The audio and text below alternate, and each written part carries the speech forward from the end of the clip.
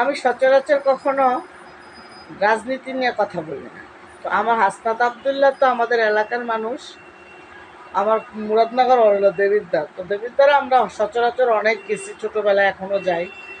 তো একটা জিনিস শিখলাম, জানলাম, এত এত খেজুর, এত এত দুম্বার মাংস আসে। আমরা ছোটোবেলা শুনতাম যে দুম্বার মাংস আসছে, খাবি খাবি, ছোটোবেলা। এটা আপনারা সবাই জানছেন কিনা জানি না, কিন্তু দেখেন কত আশ্চর্যজনক। হ্যাঁ, আর হাসনাত আবদুল্লাহ ভাই কিন্তু বলে দিচ্ছে যে এত এত খেজুর আসছে আমার জন্য। তাহলে প্রত্যেকটা মন্ত্রী এমপির জন্য আসছে। ওরা কাউকে গরিবরে 10টা টাকা দেয় না। এই যে রোজার মাস, আমি কোনো এমপি মন্ত্রীদেরকে দেখি না কোনো জায়গায় যে কাউকে 10টা টাকা দেয় বা কাউকে কিছু দেয়। আমাদের দেশ দরিদ্র কেন জানেন? আমাদের দেশে টাকা নিয়ে দেশ বাইরে পাচার করে, বাইরে বাড়ি বানায়, বাইরে সম্পত্তি করে। এজন্য আমাদের দেশ এত দরিদ্র। এই যে দেখেন হাসনাত আবদুল্লাহ বলে এত খেজুর, খেজুর কেউ চোখে দেখছেন? আমরা তো ভাই খেজুর ছাড়াই ইফতারি করি।